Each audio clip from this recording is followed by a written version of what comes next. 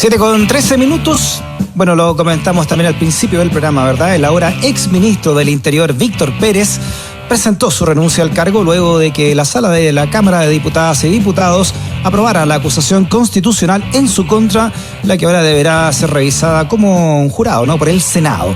Fueron 80 votos a favor de esta acusación, 74 en contra y una abstención. Vamos a hablar, ¿no?, de este hecho político con quien presentó esta acusación constitucional, el diputado independiente Tomás Hirsch. Tomás, ¿cómo está? Bienvenido a Razones Editoriales. Hola, ¿cómo estás, Freddy? Un gusto. Igualmente, Tomás, una clara votación, ¿eh?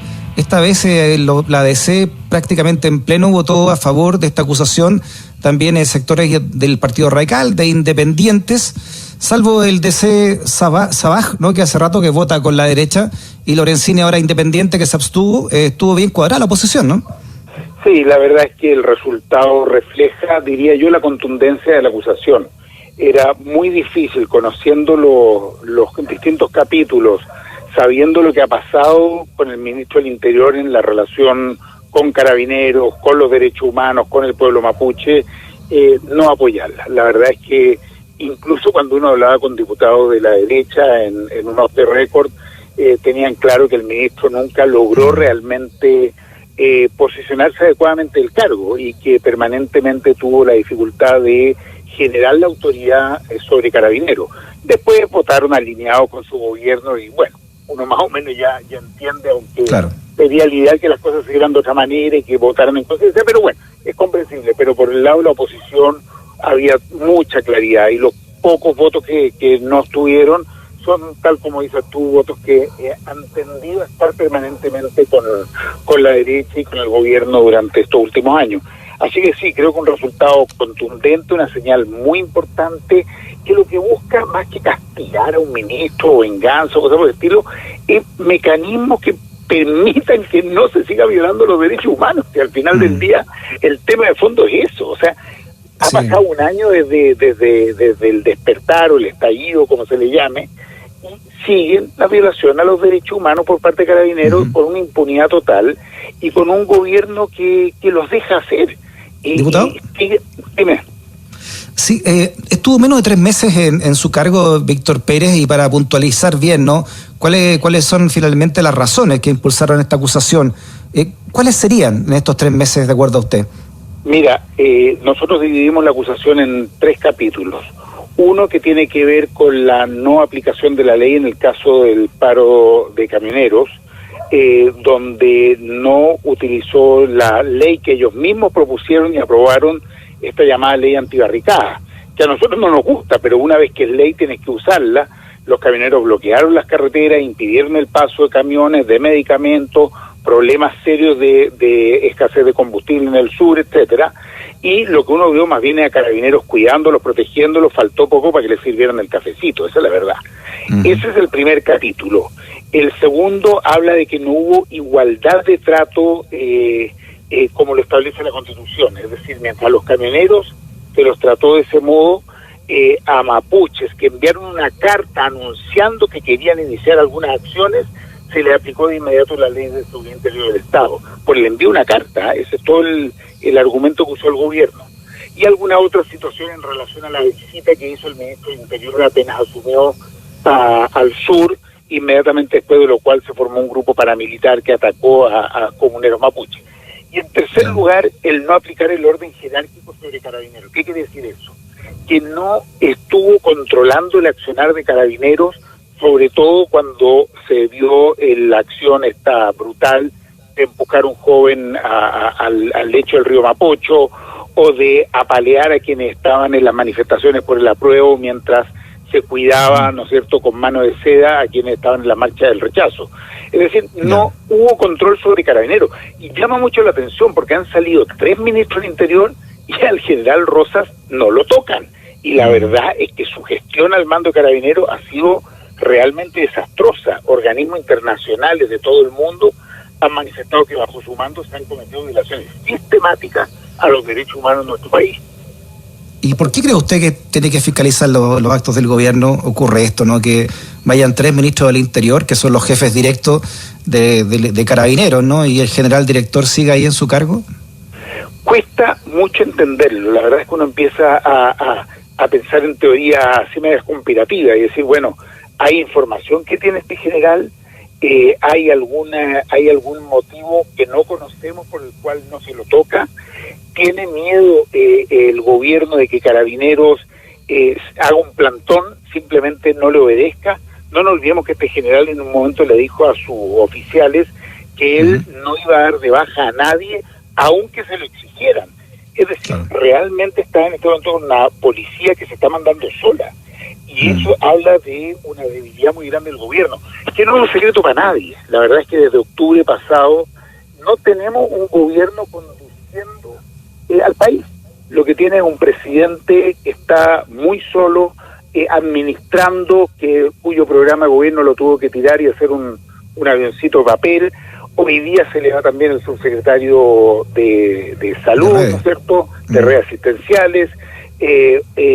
Han tenido serios problemas, ¿no es cierto?, y no quieren entregar los correos en el caso del Ministerio de Salud. O sea, está haciendo agua el barco por todos lados. Yo creo que es un gobierno que perdió el rumbo, no solo a nivel de encuestas, sino que sobre todo en su incapacidad de conducir al país en este año que se supone que le queda, o más de un año y medio.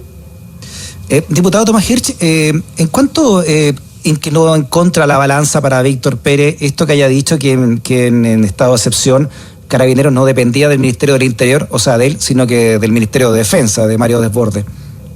Bueno, fue un factor muy fuerte en términos de debilitar la defensa. Cualquier imputado, condenado, alguien que le toca enfrentar la justicia, sabe que cuando tiene que cambiar abogado a último minuto es porque está en una situación de una fragilidad, una debilidad en su defensa muy grande. Acá tienes un ministro cuyos abogados presentaron una argumentación que no resiste ningún análisis. No solo no resiste análisis en términos de lo que dice la Constitución, sino que en términos del quiebre que él generó al interior de su propia coalición.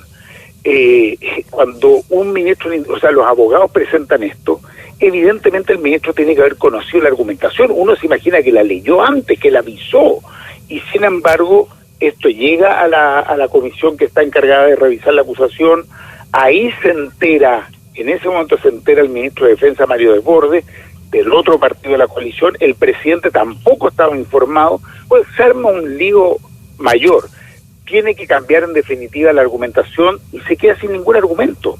Cambia al abogado 24 horas antes de tener que comparecer frente a la Cámara de Diputados, y lo que vimos hoy día fue una defensa, la verdad, muy débil, una cosa muy genérica, con un ministro que trató de cobrar cuentas. Eso fue lo más chocante de todo hoy día, en que le recuerda a la DC que él los ayudó hace 21 años cuando tuvieron un problema con la inscripción de una lista para unas elecciones. Y en el caso Mobgate al mundo PSPPD de Ricardo Lagos, fue bastante impresentable la argumentación que dio. Era una suerte de no me ayude, compadre, esa es la verdad. ¿Y qué le parece, no? ¿Cómo lee usted políticamente esta inmediata renuncia que hace del ministerio para presentarse, como él señala, como ciudadano ahora ante el Senado?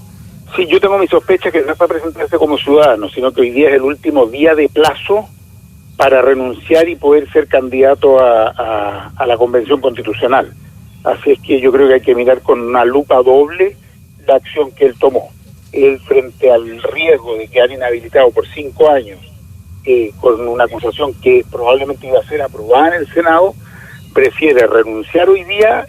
Esto ya nadie lo ha estado viendo, pero hoy día es el plazo fatal. Por lo tanto, de este modo, él pretende salvarse. Pero creo que es muy importante, por lo mismo, que la acusación continúe su curso en el Senado. Yo espero que se entienda que una acusación debe seguir avanzando más allá de si el acusado tiene o no tiene el cargo, como de hecho pasó con Andrés Chadwick, que cuando se aprobó su acusación ya no estaba en ese momento como ministro del Interior. ¿Y qué saben ustedes ahí del Senado, no? ¿Qué cuentas sacan? Porque si de ser encontrado culpable queda inhabilitado por 5 años de cargos públicos. Sí, efectivamente yo creo que ahora con su renuncia podría pasar que algún senador o senadora diga, bueno, ya no tiene el cargo, ya no tiene sentido, no vale la pena, ya pagó el costo político, hemos escuchado ese tipo de argumentación.